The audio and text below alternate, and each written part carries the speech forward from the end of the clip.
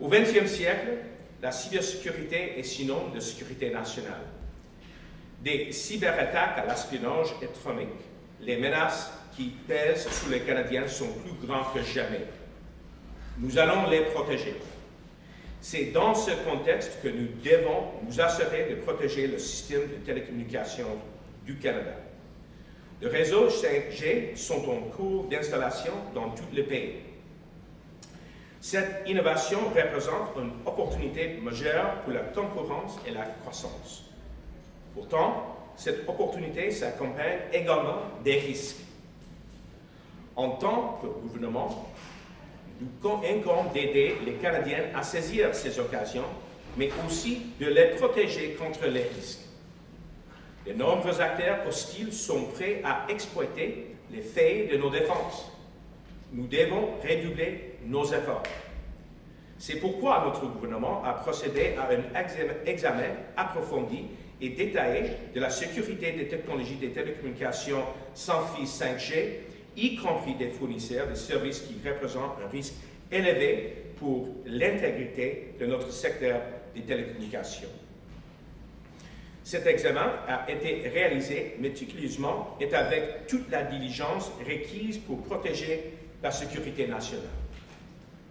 Aujourd'hui, nous sommes prêts à annoncer notre intention d'interdire l'inclusion des produits et services des fournisseurs de télécommunications à haut risque.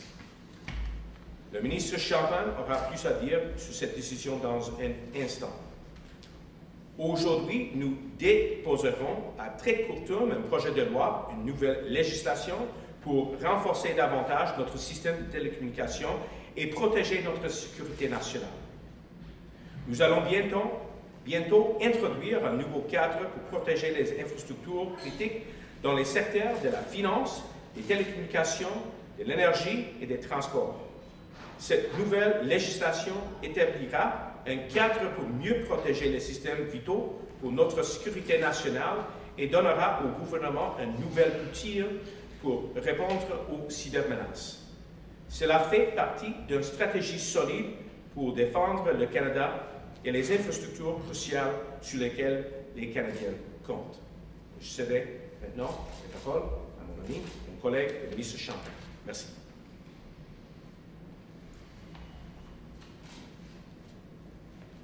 Merci, Monsieur le ministre.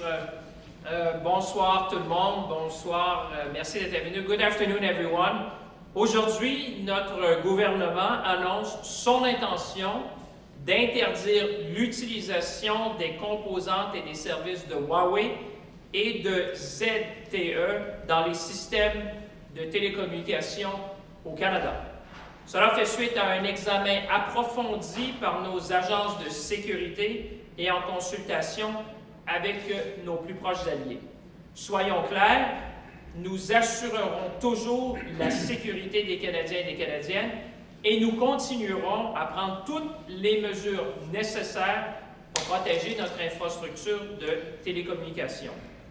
Les entreprises de télécommunications au Canada ne seront plus autorisées à utiliser des composantes ou des services dans leur réseau qui mettent notre sécurité nationale à risque. Les entreprises qui utilisent déjà des composants devront cesser leur utilisation et les retirer en vertu de l'annonce d'aujourd'hui.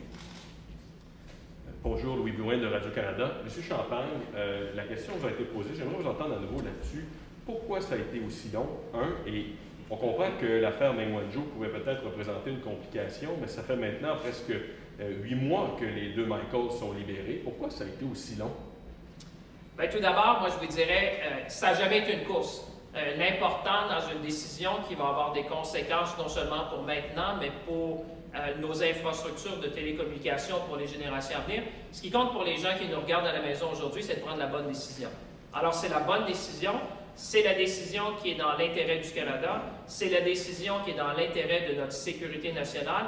Et c'est la décision qui aussi va assurer une intégrité de nos systèmes de télécommunications pour les générations à venir. Vous connaissez mieux que moi les pratiques commerciales de la Chine. Vous savez qu'ils sont prompts parfois à faire des représailles. Est-ce que vous vous attendez à ces représailles et quel serait votre message pour Pékin s'ils sont tentés d'aller sur cette voie-là? Ben, je vous dirais, la première chose, c'est que la décision du Canada est en ligne avec la décision de nos alliés.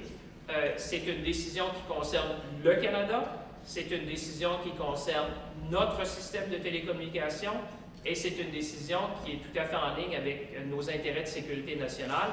Alors, je dirais que nous avons eu un processus complet. Maintenant, ce processus-là est complété et c'est pour ça qu'on en fait l'annonce aujourd'hui. Bonjour, M. Champagne, Olivier Perron-Boissé de TVA. J'aimerais revenir sur une question d'un collègue. Qu'est-ce qui cause précisément un enjeu de sécurité auprès de l'entreprise? Qu'est-ce qui a pris 3 ans à déterminer et qui fait qu'on a une décision aujourd'hui? Ben, je vais laisser mon collègue, le ministre Menechino, vous donner plus de détails sur l'analyse de sécurité nationale. Mais ce que je peux vous dire, c'est qu'on a eu un processus rigoureux avec nos agences de sécurité, un processus aussi qui a amené à consulter nos alliés à travers le monde.